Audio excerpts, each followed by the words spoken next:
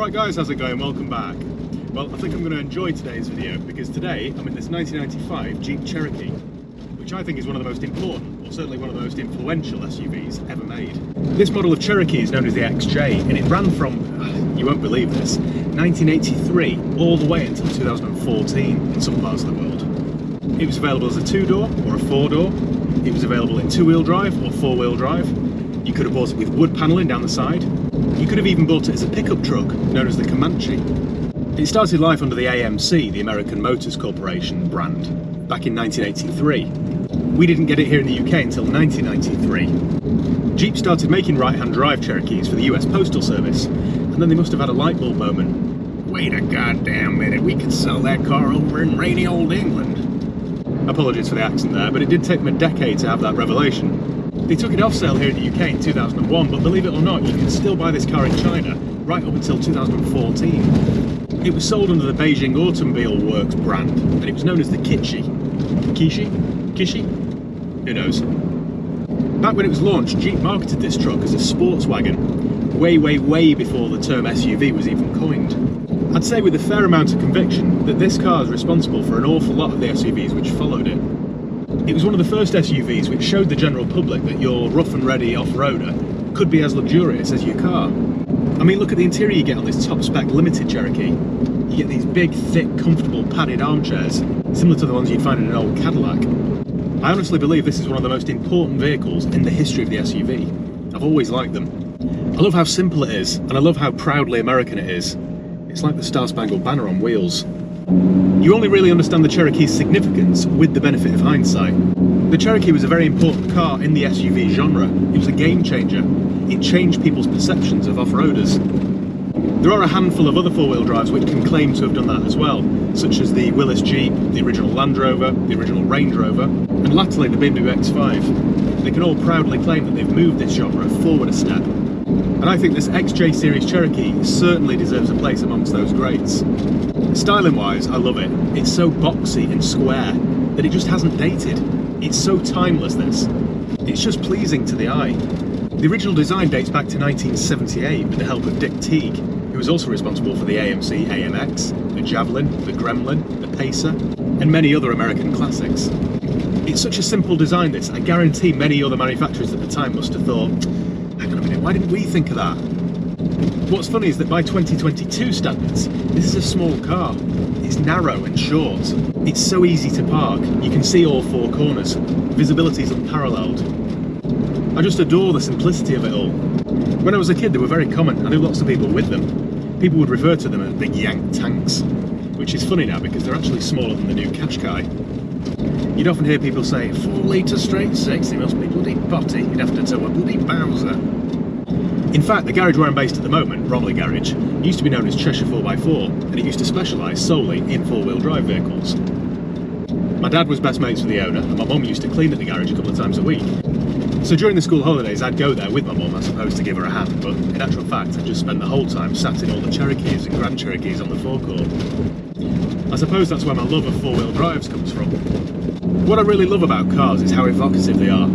I picked this up the other day and posted a picture of it on my Instagram, and immediately got hundreds of messages from people saying, oh, my dad used to have one of those, my mum had one. In fact, my mum had the very first right-hand drive one to hit the UK. Or my first girlfriend's dad had one. People just remember cars.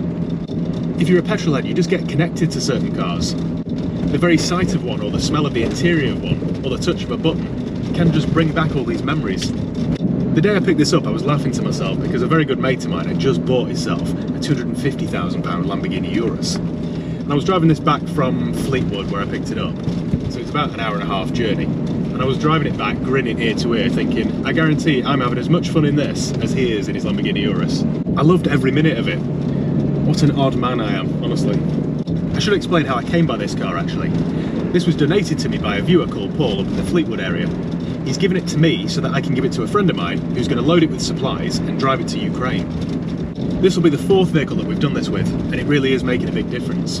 So if you've got an old four-wheel drive car that you're not using, that you can either donate to a good cause or sell to us very cheaply, then email me, Matt, with 2 T's, at highpeakautos.com. From a selfish point of view, it is quite rewarding to know that you're helping and making a difference in some small way. I'll leave the link below in the video description if you'd like to make a donation. It just helps towards costs of equipment, transport costs, fuel costs, and in this 4-litre Jeep you might go through a fair bit of that. I'm also going to be taking the registration plate off this car and posting it on my own eBay, and then whatever it sells for, all of that money I shall donate to the cause. So I'll also leave the link below for this reg plate if you want to buy it. I'm quite glad that this car is being donated for that cause, because had it been one of my own part exchanges, I'd keep it forever. I'd spend a bit of money on the paintwork, get the bonnet painted, the roof painted, I'd get the gearbox serviced and do all the belts and all that sort of stuff, and then I think I would just keep it and use it. I don't know when or why or how, but I just would, because I love it. In terms of what it's like to drive, it's quite difficult to explain to you just how bad it is. It's hilarious. It wanders all over the road, the steering is so vague, the brakes are lazy, and the performance is fairly non-existent. It just makes more noise than anything. I'm not sure if this uses the 3-speed box or the 4-speed. I think it's a 3-speed. Until you drive something like this, you just forget how far we've come in the last quarter of a century. I picked this up before from my garage and I was trying to get out onto the main road, and a Tesla Model 3 let me out. And I thought, that is like chalk and cheese. It could not be more different. That's what America looks like now, and this is what America looked like back in the 90s. Under the bonnet of this one is the 4-litre straight 6, and it's known as the high output model.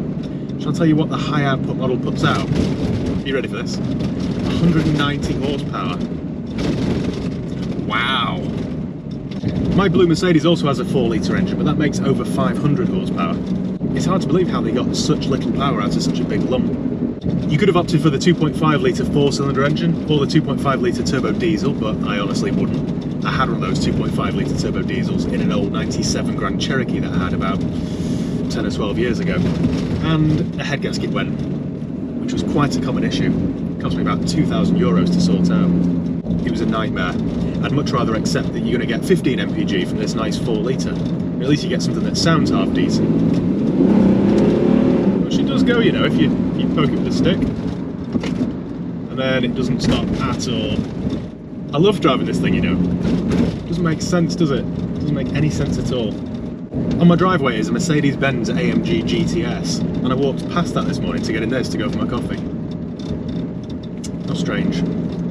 In recent years, people have started to appreciate the XJ Cherokee, which has meant prices have started to rocket. A few years ago, you'd see these on Auto Trader for around £1,000 because nobody wanted them. And yet, all of a sudden, almost overnight, it'll now set you back around £5,000 to get yourself a decent one.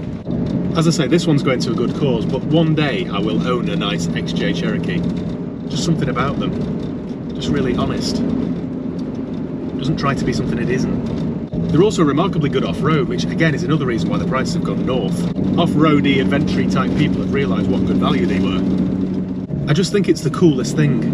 It was replaced in 2002 with the new shape Cherokee, or known as the Jeep Liberty in the States. And that was a hateful turd of a car. The shape was dopey and shapeless, and it just won't age well. And the interior was smothered in cheap plastic. The Liberty, in my mind, was a real low point in the Cherokee's history. This Cherokee, the XJ, is the end of an era. So there we go, the Jeep Cherokee, an American icon, the likes of which we just won't see ever again. Thank you once again for watching. Make sure you give the video a thumbs up if you enjoyed it. Make sure you subscribe if you haven't done already. You can follow me on Facebook, Instagram, Twitter. I'll leave the link below. If you've got any comments or questions, let me know below, and I'll do my best to get back to you. Cheers guys, I hope you all enjoyed the trip down memory lane. See you next time.